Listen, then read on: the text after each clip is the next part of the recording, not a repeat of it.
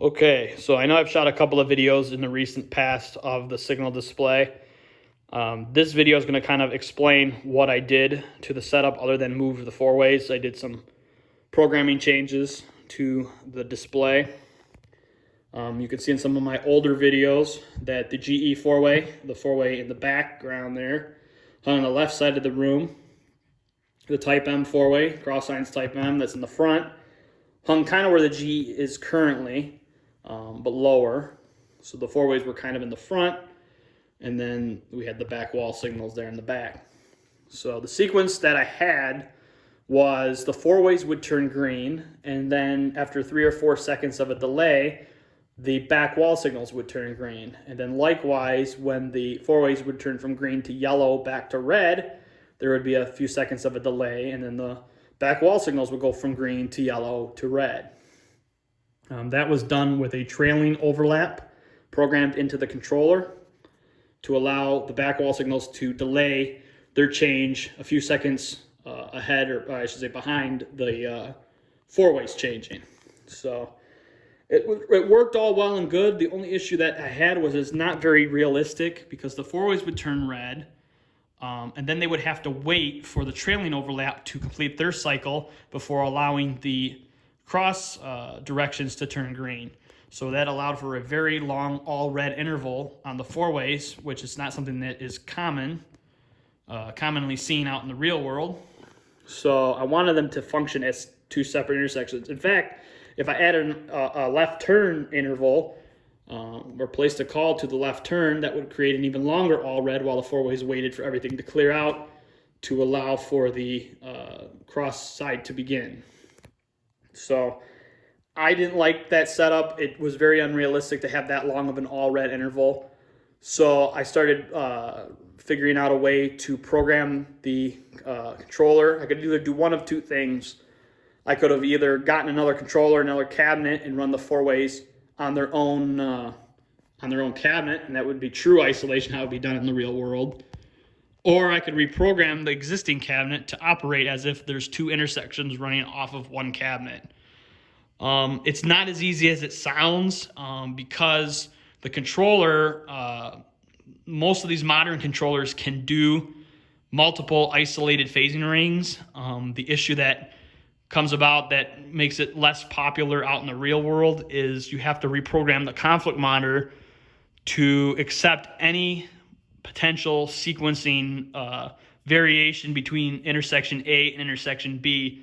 All PED calls, all left turns, everything has to be accounted for so that you don't have a conflict with the sequencing of two intersections running isolated but from one cabinet. So that was the challenge, was making sure everything lined up for the conflict monitor or the malfunction management unit in my cabinet to operate this setup.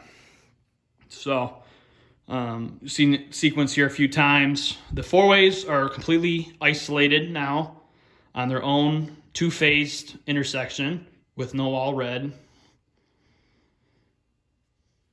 I believe the signals are running a 20 to 25 second green. Not exactly sure what I programmed in anymore. And there's obviously no all red interval anymore. It just goes back and forth, pre-timed every 20 to 25 seconds. So there's another sequence here. So that's intersection A. Intersection B are the wall signals, as well as the doghouse and the 9-inch PED over the cabinet. The wall signals are running actuated. There's pedestrian buttons and video detection cameras that are adjusting the signal sequence. So completely isolated. I can come over, if I come over to this area here, I think I'm standing in the right spot to call for a green arrow on this flashing yellow arrow. I'm gonna back out here to get a wider shot. Hopefully I stood in the right location to get a green arrow. See, the four ways are doing their own thing. No, completely isolated. I did get a call to place, so the green arrow should come on. So the green arrows, the left turn's running, and the four ways are not fazed by it. So the side street there would begin, and then the four-ways change on their own. Same thing if I come over here and I push the crosswalk button to activate the pedestrian signal on the left, the countdown. You can see that turned into a walk signal.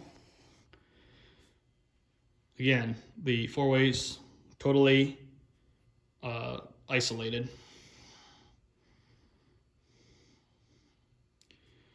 So we'll go ahead and run through this PEDS service here with 14 or 13 seconds left on the cycle, and the four-ways should change any second now on their own.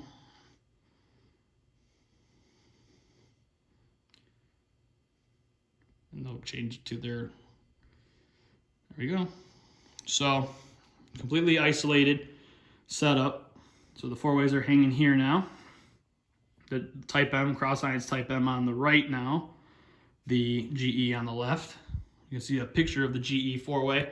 This is the actual signal that's in my collection hanging out on the street. TCT doghouse, 8-inch doghouse. This 9-inch Eagle Durasig pedestrian signal. This used to function with the wall signals and the countdown, but I had to turn it because the four-ways are now blocking its view. So now it's a side street pedestrian signal. This is the Dialite prototype signal, brand new from the factory. The 3M, everybody knows 3M signals, they're quite popular.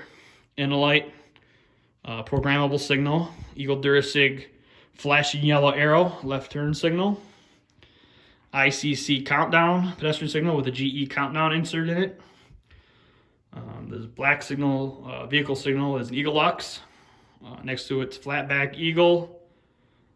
Next to that is an Econolite long groove.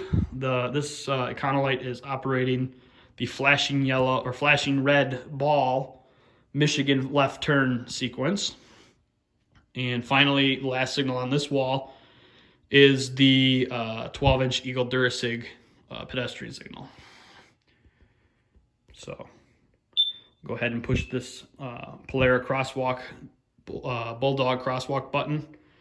I should get the walk signal on this phase, which will also be on this phase, this signal.